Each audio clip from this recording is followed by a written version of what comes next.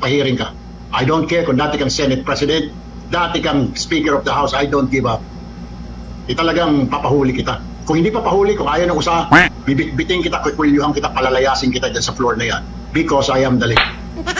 Ang tapang guilty yarn. Matapos mabanggit ng mga ex-marines dyan sa Blue Ribbon hearing na nadilibiran di umano siya ng mali-maletang pera. Teka, maletang pera lang ba? Babae din, dinideliver na. Galit na galit yan? Ano yun? Kikwilyuhan? Magagawa mo ba yan? Paalala, kilala ka na namin, Erwin Tulfo. Puro ka lang kayabangan pero hindi mo naman mapapatunayan. Ano yung mga pinagyayaw-yaw mo rin nakaraan? Kay Kiko Pangilinan, kay Risa at sa iba pa. Nagawa mo ba? Hindi, di ba? Gigil na gigil ka lang dahil dyan sa naging resulta sa Blue Ribbon hearing ni Senate President Cayetano. Ngayon, ito yung naging reaction mo. Kasi naman, kalat ngayon sa social media, may mga pangalan pa nung babae ha. Sa post po ni Eloy Bugris, di ko lang alam kung legit yun, pero tingnan nyo po yung mga post tungkol kay Erwin Tulfo. Makikita nyo po doon, may mga picture, may mga pangalan pa. Ngayon, eto, siya daw yung legit. Akalain mo senador ka. Tapos, naging Blue Ribbon chair ka lang na questionable naman. Ang sabi ng iba, illegal naman. Ganyan ka na makapagyaw-yaw? Sabi labat ang tapang na ulit ni Erwin Tulfo. Akalain mo ba naman, laman siya ng social media. Simula nung nagsalita yung mga ex-soldiers. Sige nga, gawin mo yan Tulfo, believe na ako sa'yo. Gawin mo yan sa isang senador. Yung sinabi niyang kukwilyuhan daw. Gawin mo yan, believe na ako sa'yo. Bagay, puro lang naman yaw-yaw yan. Dito sa balita ngayon, ayon kay Tulfo, hindi niya papayagang magkaroon ng hiwalay o tinatawag niyang pekeng Blue Ribbon hearing sa Senado. Teka, sino ba yung peke? Mukhang kayo yata yung peke Yun ang sabi ng iba, may mga abogado pang nagsasabi Bendalo. Sa bagay, Bendalo na naman to. Iginiit niyang siya ang lehitimong chairman ng committee sa ilalim ng bagong reorganisasyon ng Senado. Okay, ito na. Pagbibigyan natin yung gusto ni Erwin Tulfo na siya yung chairman ng Blue Ribbon Committee. Maniniwala ba tayo sa gagawin niyang investigasyon dyan? Kung kasama naman ang kanyang pangalan. Diba? Siyempre, isipin ng iba, pagtatakpan na naman yan.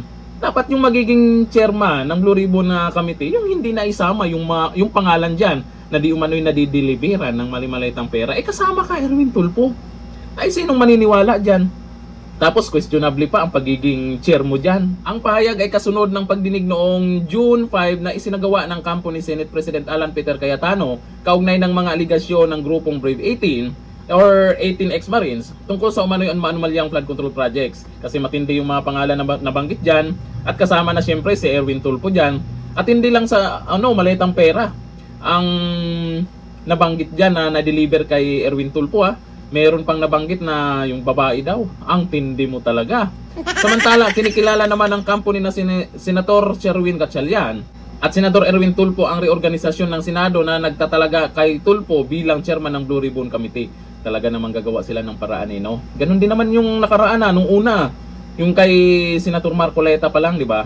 Nung nabanggit na yung mga pangalan, biglang pinalitan. Ngayon, eto, nakaraan, nagbigay ng schedule na ito yung hearing. Di ba? Taranta sila kung ano-anong ginagawang drama sa Senado. At hindi naman kinaya, Bendalo na.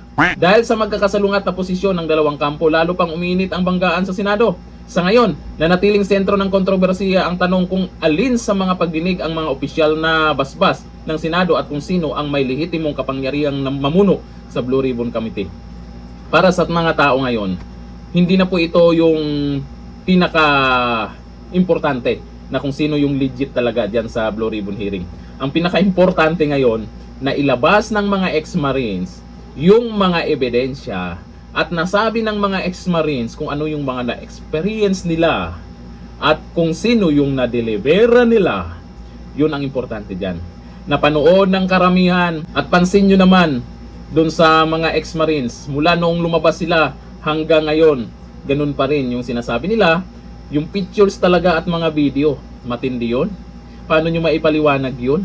Tapos itong mga sinasabi nila tungkol kay Erwin Tulfo, grabe. Nakakatulog pa kaya to?